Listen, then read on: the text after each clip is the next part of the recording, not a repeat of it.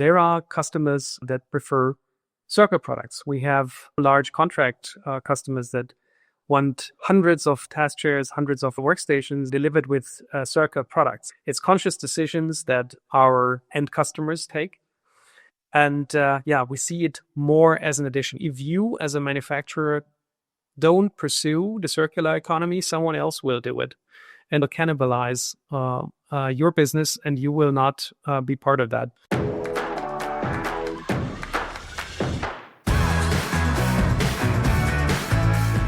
My name is Patrick Hübscher, and this is Circularity FM, the podcast about understanding, building, and managing circular business models.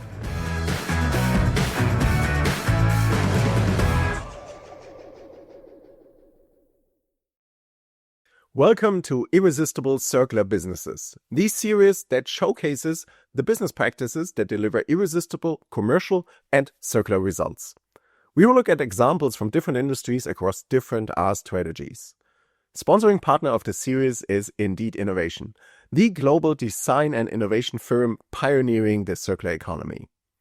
In each episode, a member of the Indeed Innovation team joins me as a co-host. The first episode will zoom in on the importance of product design as the basis for circular businesses. In this specific case, for refurbishment and repair. And as always, if you want to get the actionable one-pager about this conversation, sign up for the Circularity FM newsletter. You can find it at www.circularity.fm. He holds a master's in business management from the University of St. Gallen, with additional studies at Harvard and Sciences Po. His career started at Bain & Company. In 2019, he joined Vitra as a business development manager. Since January 2025, he acts as the head of Circularity at Vitra. Welcome, Rolf. Thank you very much. Thanks for having me. And today does not only mark the start of the new series, it's also a special episode because it's the first episode I'll do together with a co-host. My very first co-host at Circularity FM is founding member and executive director at Indeed Innovation. He has an academic background in industrial design. His career started in exhibition design. He then worked as industrial designer at the intersection of product development, UX, and strategy. More than 16 years ago, he co-founded Indeed Innovation. With a focus on design, sustainability, and circular innovation, he helps companies on their transformation towards circular ecosystems. Welcome, Heiko. Hello, Patrick. Thanks for having me. I'm looking forward to the discussion. Wonderful. We always start with a personal question, a bit related to the subject. Heiko, what's your favorite piece of furniture? Actually, I really do not have any favorite furniture. To me, it's more important that it follows the design principle of repetition, so that it matches to the interior design. That's, for me, the most important part. So that could be a simple thing or a complex thing, but it should match. Okay, that sounds like an episode in itself. Rolf, how is it on your end? Any favorite piece?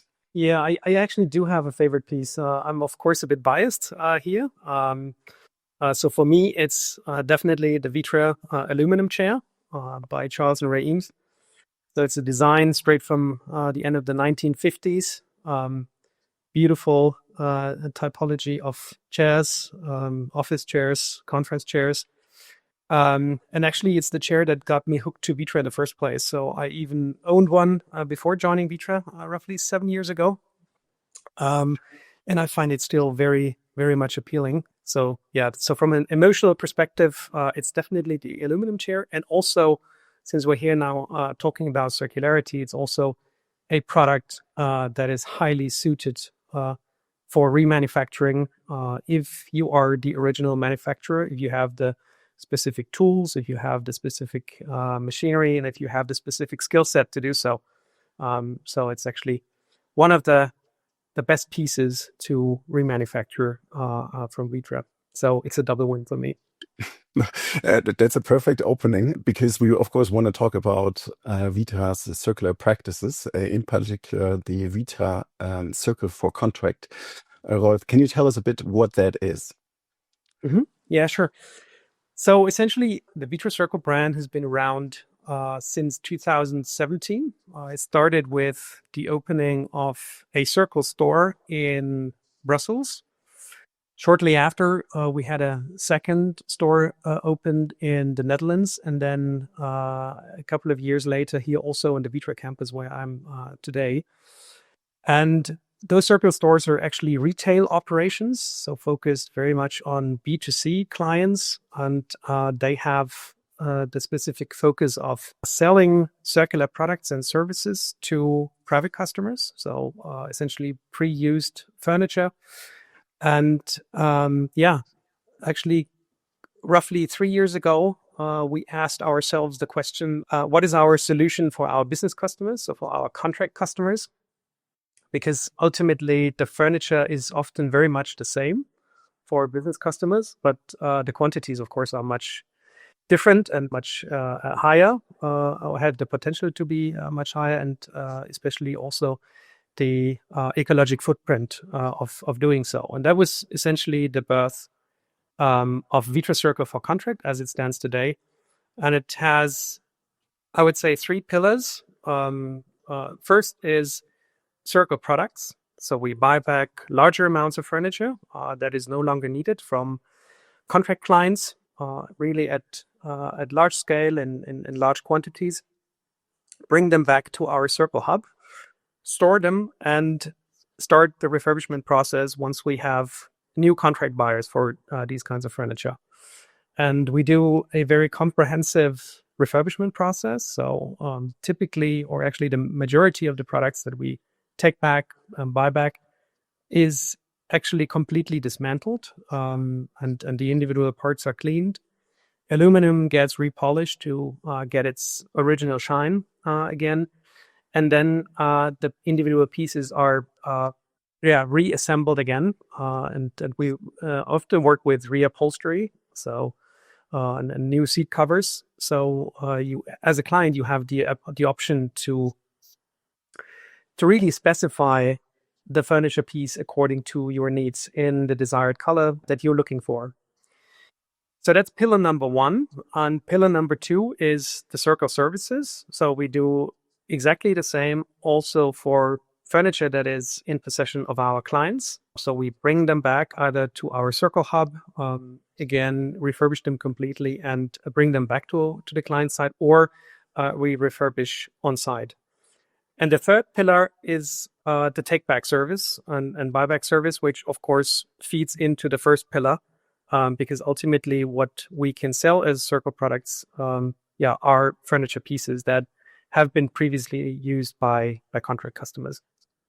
And overall, the Vitra Circle product saves roughly 60 to 90% CO2 equivalents versus a new product, because it avoids the production of a new product, and typically comes at a price point of roughly 20% less. So it's also budget friendly for our customers.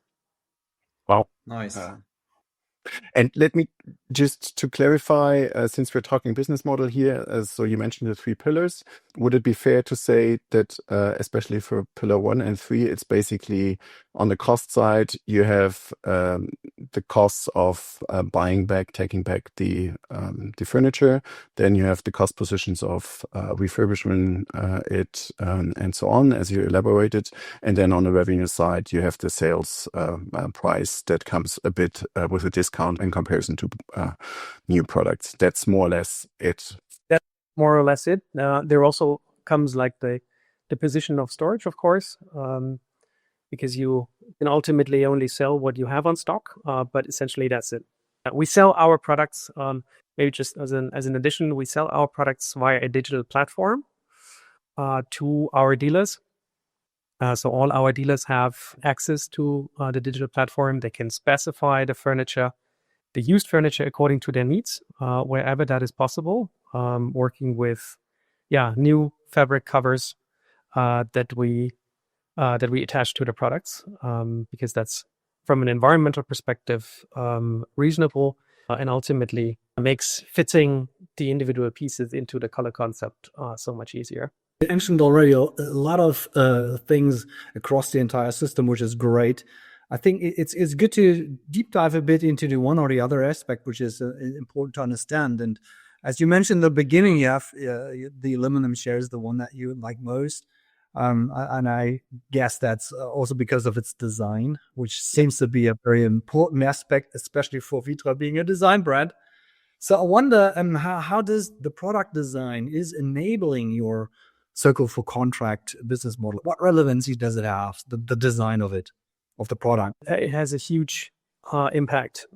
So I think the fundamental basis of our business model is that we have products that are worth retouching, that we have products that are worth taking back, that we have products that are worth storing for a certain amount of time, and especially are worth retouching, because that is done by humans, and the complete disassembly process, the refurbishment process is very manual.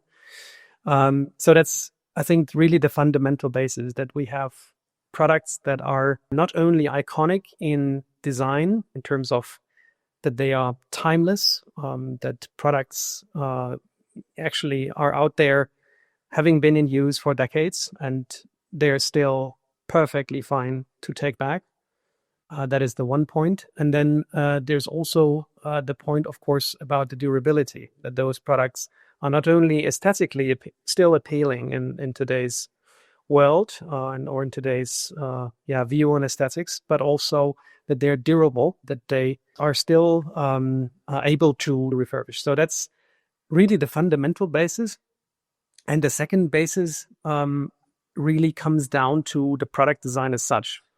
So already years and decades ago, we have switched towards modular design, and not only modular design to enable all kinds of different configurations of product. That is, of course, appealing to our customers, but really about thinking about modularity from a repair and reuse point of view, that furniture, even after decades, can still be repaired, that individual parts can be replaced and not entire modules. I think that's very important. So, for instance, if you think about the design of an office chair, if at some point an armrest gets broken or the mechanism inside the armrest, it's important that it's designed so it can actually be repaired, so that you can only actually replace the mechanics as such, or even repair the mechanics as such, and not replace the entire armrest, or they can replace the individual pads. That allows us to do refurbishment very consciously towards the environment, and also, very holistically. And I think that's really the number one enabler. And what is also, I would say, important in terms of the modularity is, once a product is in the market and it has been performing very well, staying in there for decades, then of course at a certain point there's also always the discussion about, okay, what kinds of modifications should the product undergo? And I think what we at Vitra do very well is that we do those modifications consciously, in the sense that the modifications are still compatible with previous models. So, for instance, if you change the mechanism, or if you change certain parts of, let's say, an armrest, that they're still compatible with the rest of the other chairs and the individual parts. So that's definitely a big enabler for our Circle for Contract business. Let me ask for a second to get a little bit more background on that one, because it's super interesting. I mean, the point is that Vitra has a lot of classics. I mean, that's why everyone loves Vitra, right? Yeah. So I wonder, maybe you can explain that a bit, because you mentioned modularity. So what is the difference then from the classics that have been designed decades ago, right? Or even further away, right? With probably not necessarily circularity in mind. Yeah. In today's designs, the new ones, is there any differences that you see, or some instances where you say what just happened, or Because that's modularity is a nice thing. So what is your take on that one? Absolutely. I mean, there are certainly differences and vast differences. However, I would say that for the majority of our iconic pieces, take for instance the aluminum chair, that was surely not designed with having in mind or having on top of the mind the aspect of circularity. However, it still can be completely dismantled and still can be really refurbished and remanufactured from the ground up. So it's very good. However, where it differs is that this process needs to take place in our factory. So you need the specific tooling to do the reupholstery. You need the specific specific competencies. So those are furniture pieces that we can only truly refurbish in our Circle Hub. Whereas the new furniture pieces, they can essentially be refurbished anywhere with the appropriate spare parts at hand and with the appropriate training. So that's I would say that's the biggest difference. But of course, there are some products from the past that have in their designs some glued upholsteries. So it's very few that we have left. Of course, there are certain limitations to what you can do with the furniture. So you can clean it, deep clean it, and ultimately, if that doesn't work, then you can only replace the part as such without taking off the seat cover. Oh, very interesting. But fortunately, that's the absolute minority of our products. I see. But before we get into this point, you mentioned that we can refurbish this anywhere. Very interesting. I just want to understand also, because you mentioned, okay, there are some aspects that you are probably doing differently with the new designs right now. So how did you manage to implement that into your development processes? Like, it's a different take, right? Modularity in the past was different purposes than maybe today. How did that change your processes? So first and foremost, every new product that is launched has circularity and compatibility towards circularity on top of the agenda. So it's really from the ground up. All the pieces are made towards being easy to replace, individual components being very easy to repair. Reupholstery is very easily to do without specific tooling. So it's really that circularity compatibility that is embedded in our product development strategy. That's the product, the hardware side, let's say, but this is just the component inside of your business model. So I wonder, as retailers are a very fundamental piece of your business model, how are they involved into this new system? So because typically, I guess the linear way is like, okay, they sell it into the first market. Well, that's a typical way. To what extent has this changed or influenced these stakeholders with having a refurbished market, with having a second market, maybe? Yeah, that's it. That's a good question. So at Vitra, we work very closely with our partners. So we really see them as our partners in the business, and that was one of the fundamental reasons why we said, okay, if we now set up Circle for contract, we want to make it work for our partners as well. Because ultimately, our hypothesis back then was that Circle products would be sold alongside new products. And setting up like an entirely new distribution channel and going, for instance, direct didn't seem to be a wise choice, given that we would see that the power of the combination of Circle products along with new products.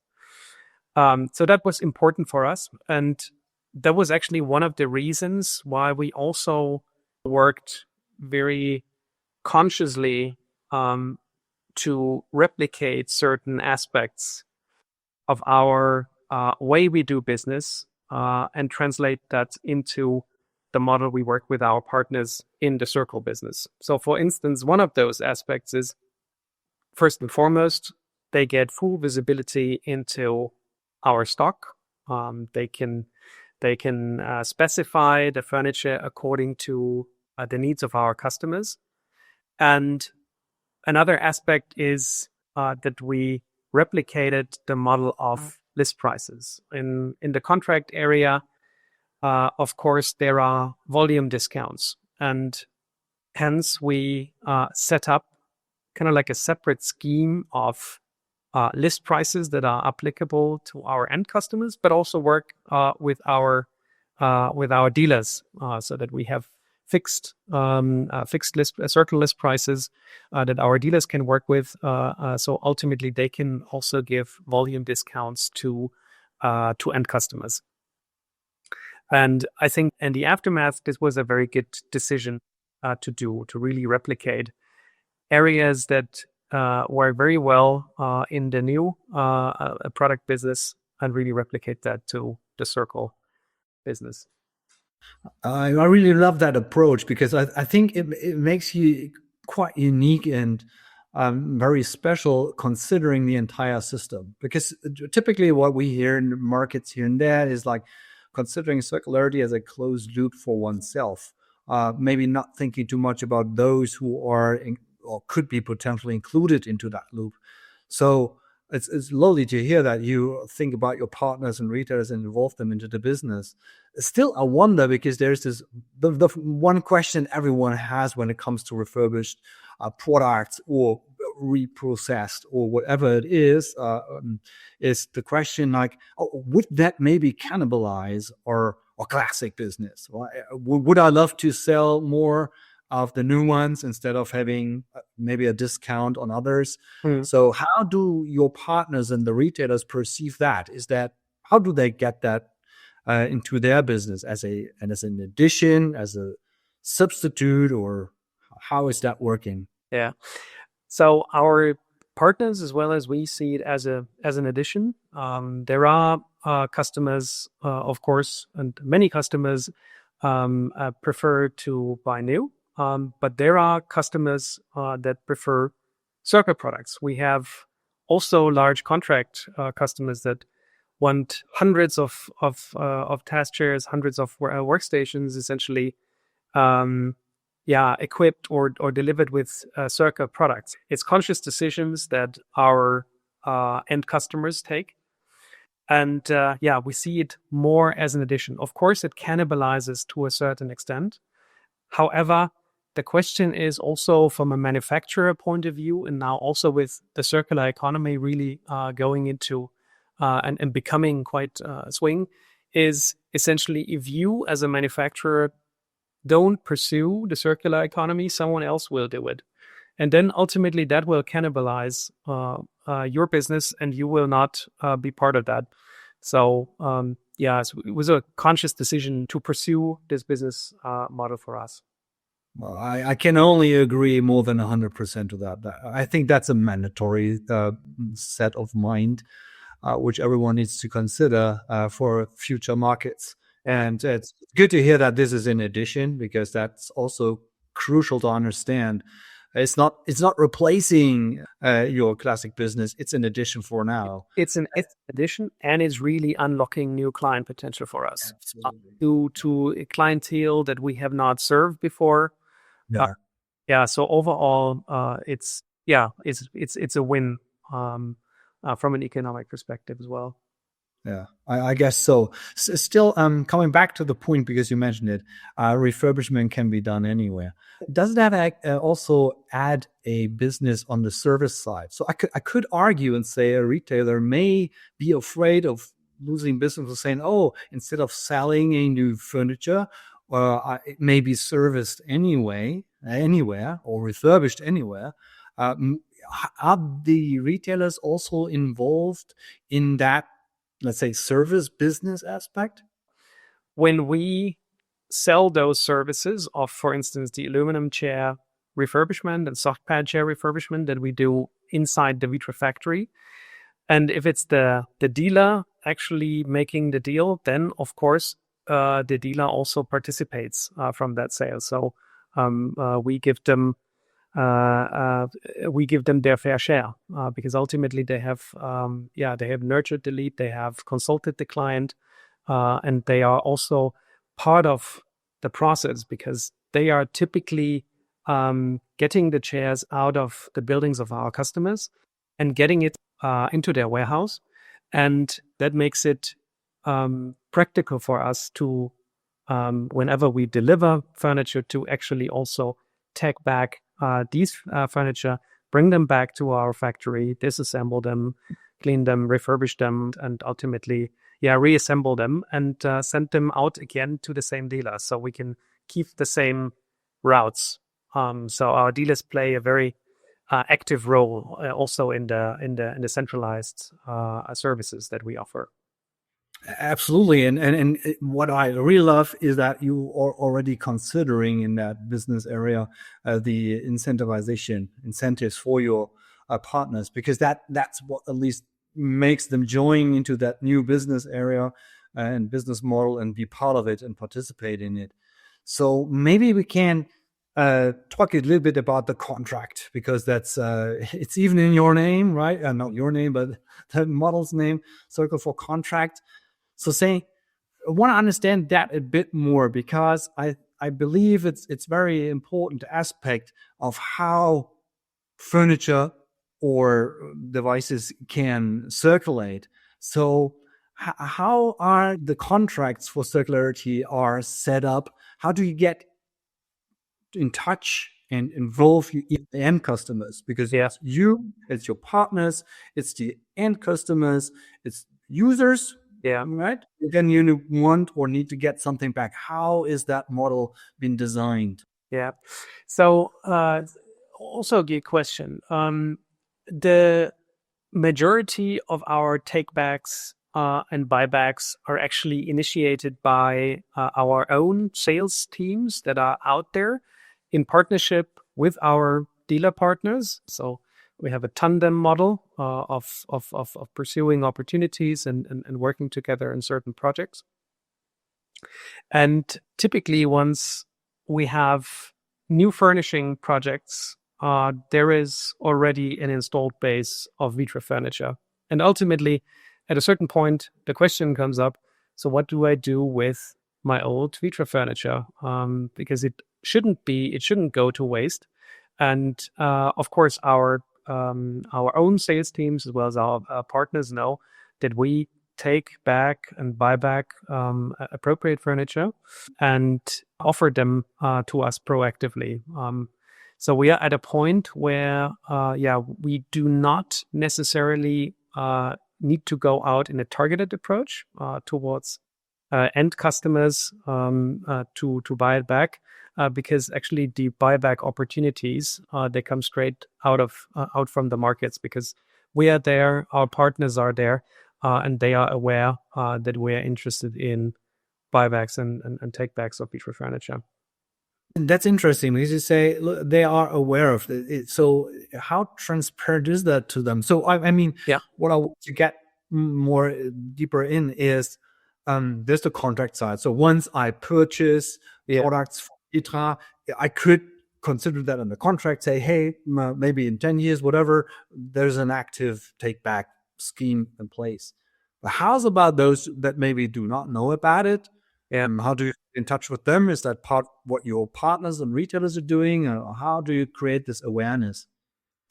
I mean, of course, we invest in partner education, trainings of our own sales teams, so everyone knows roughly what are the conditions for a take back, because obviously you cannot go out and simply buy back one chair out of the middle of nowhere. It's logistically, it doesn't make much sense. So there's a certain set of criteria that needs to be fulfilled in order to make a take back worthwhile. And we invest quite some time educating our partners to really identify those areas where we can actually make a difference, where it is worth thinking about a buyback, and that naturally makes up the opportunities for buyback that come back to us. Well, that's absolutely essential and makes absolute sense. So in that regards, because you mentioned maybe two models which is take back, and you mentioned also buyback. I wonder, is that a mix? So the typical take back is, okay, you don't worry, I take it back. All the hassle I take. Or you can say, oh, I want to get that back. So I give you money if you give that back to me. How is that model? Is it a mixed thing? How does that model work? So I would say roughly 90% of the takebacks that we do, we actually buy back the products. On very rare occasions that we can say only, okay, we can take back the products, release the hassle on your side. Those are typically situations where the logistics side is highly cumbersome to do. The furniture is on the top floor of a high-rise building, and the lifts are very tiny, and there's quite a lot of disassembly work required, and the furniture is not in very good shape. So those cases exist, and then we offer those applicable customers and situations. Then we offer to take back the furniture. But of course, there are also certain situations in which we need to charge the client for taking back because of the high logistics costs. But I would say, as I said, 90% of the cases we actually buy back the furniture, so the customer gets paid out, and we need to look into each case by case. Of course, we always have like a set of strict rules of what we can spend on a certain product in a certain age, certain condition, also certain configuration.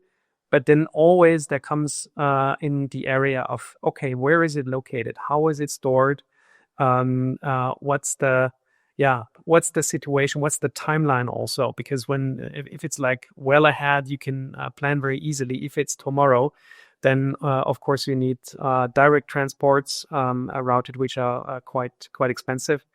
So there's a set of things that really come into play, and that needs to be rightly considered. And this is why we really treat each case by case. That's so nice to hear, which brings me to a question that I personally always have when it comes to the business model, and you talk about buyback, is that this typical very pragmatic question, say, look, if I possess some valuable furniture, maybe some Vitra classics, I maybe prefer to sell them myself somewhere.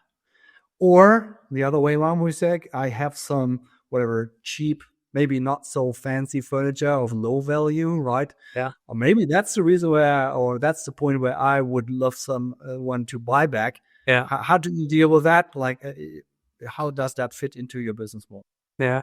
So first and foremost, we only buy back from business customers for the Circle for Contract part. It's a different thing for the Circle stores for the private customers, but for the business customers, we only buy essentially from organizations, and as such, organizations by tendency do not start like looking for ways to sell products in channels such as eBay, because it would be very cumbersome to actually list the individual products. They would need to refurbish the products probably themselves to make them pleasing in terms of hygiene and also aesthetics. And this is what we by tendency do not see because of the reasons of actually quite some work behind that. And the same also because of liability topics and warranty topics. Whenever you sell, for instance, via eBay to a private customer, you are liable and need to have a guarantee or have a regulatory liability towards the end user, and business customers by tendency do not want that. So that only leaves up the room of selling furniture to other business customers, because then you can restrict those liabilities. However, we also don't really see that in many cases, because then you end up in the issue of lot sizes and a gap in fitting quantities. So for instance, if you have 20 chairs and you want to sell them, and you would have a buyer that would be interested in having 30 chairs, then obviously there would be a gap of 10 chairs. And how would that customer actually fill that gap? For instance, if the fabric of that chair does no longer exist. So that there's a natural mismatch in that market. And also, by tendency, business customers do not look on, let's say, the traditional areas where you would look for, or where you would try to sell the products, aka eBay. They wouldn't go there on other platforms because they are usually used to working together with their architects. They are working together with trusted partners, with trusted dealers to ultimately make that transaction. So this is naturally not given in the contract market. That's an essential piece of this business model. Your business model, like it's a B2B business, and that makes the fundamental difference to B2C, and answers a lot of questions, and it makes total sense. Maybe last point to get again to this buffer that you already mentioned. Say someone needs whatever 10 chairs, and maybe you only have 9, or there's I guess the dimensions are different. Someone needs 1,000, and you only have 900. Right? How do you deal with that buffer? Is that part of the stock keeping, so that the partners, retailers, whoever is involved, your sales force, need to deal with that and make proposals accordingly? How do you deal with that? So there are actually two solutions to that challenge. So one is going through our trusted partners that are selling new products alongside Circle products. There's always the option to fill that gap with new products.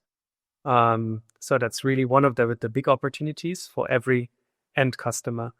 Another one is actually the point I mentioned earlier about the reupholstery, because whenever we take back, for instance, 20 red chairs, we can always reupholster them, get new seat covers on them to make them fit with 20 other black chairs that we bought back, and can offer them to the client seeking the 30 chairs, for instance, in the same color combination. So that's really one of the fundamental benefits an original manufacturer has in the circular economy, to really make use of the modularity as such in ways where it's actually really sensible to do, because much of this, the CO2 equivalents, they are not in the seat cover as such, but they are more in the bulkier parts, in the heavier parts, such as the mechanism, such as the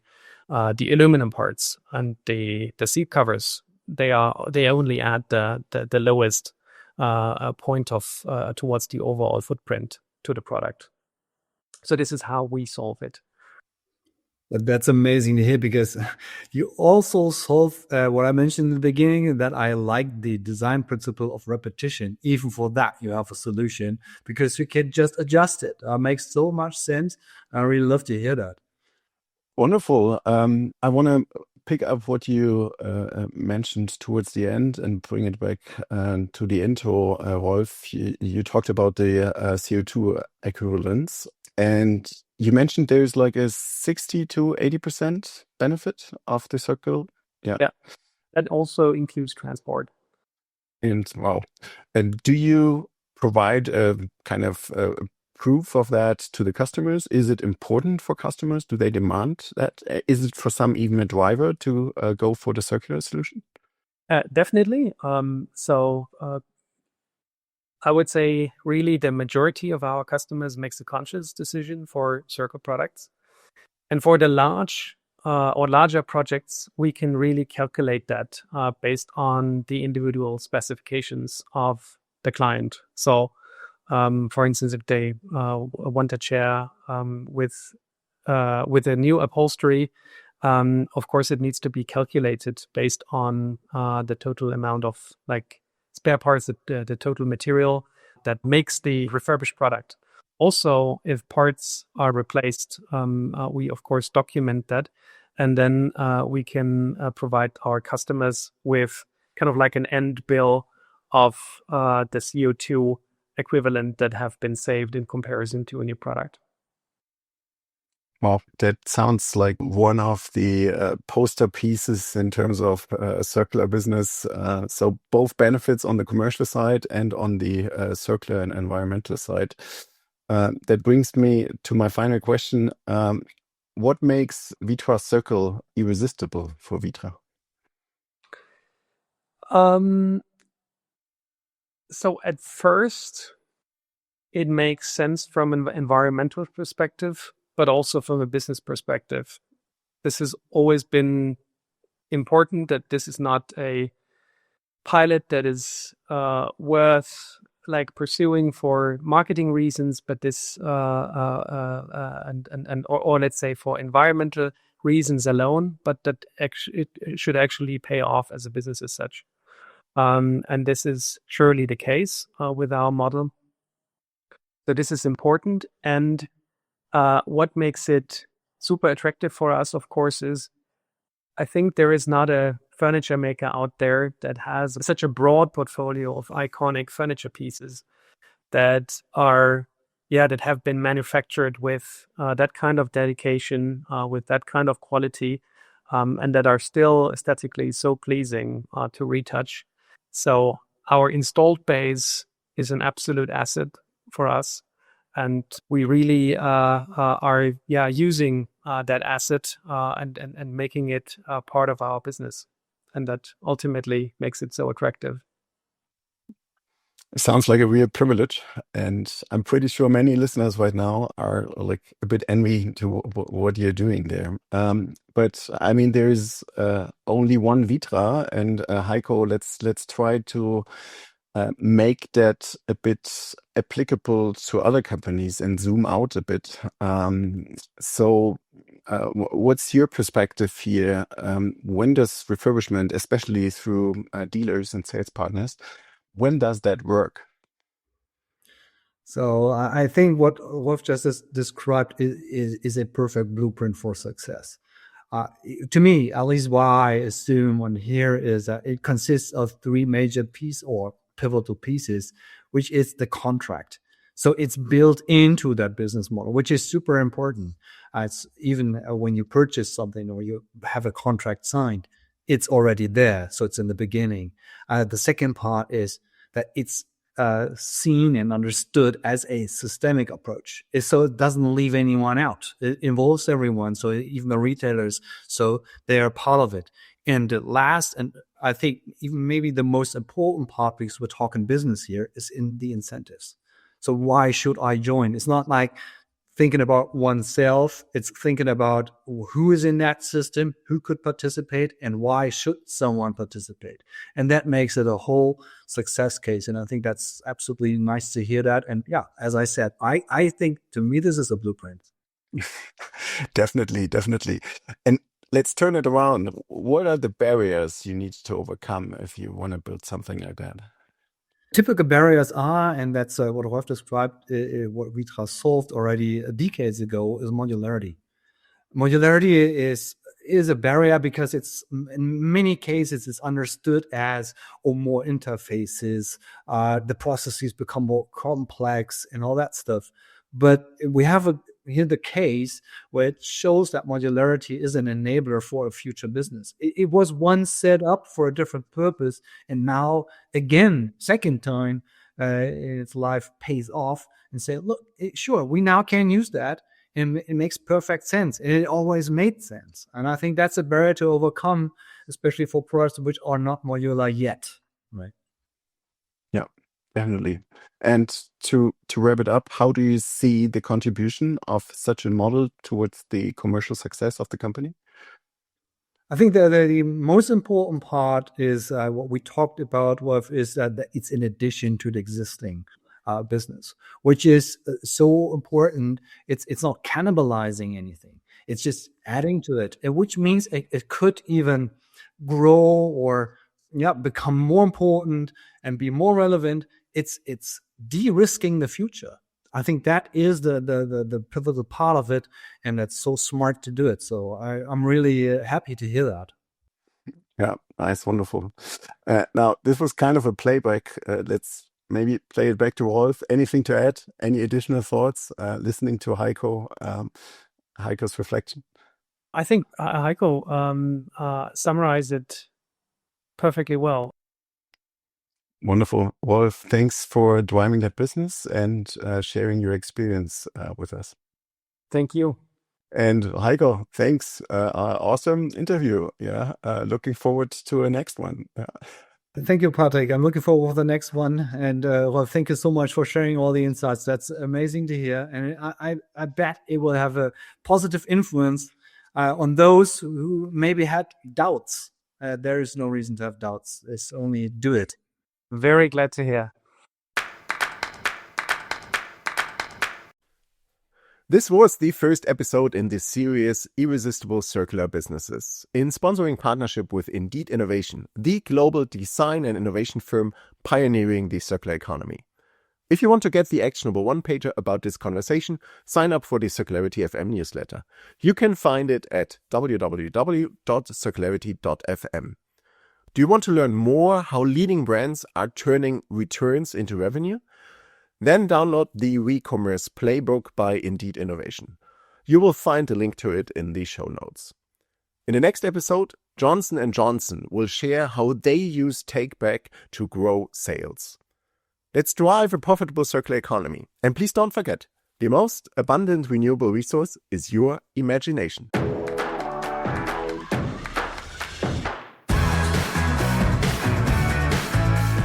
My name is Patrick Hübscher, and this is Circularity FM, the podcast about understanding, building, and managing circular business models.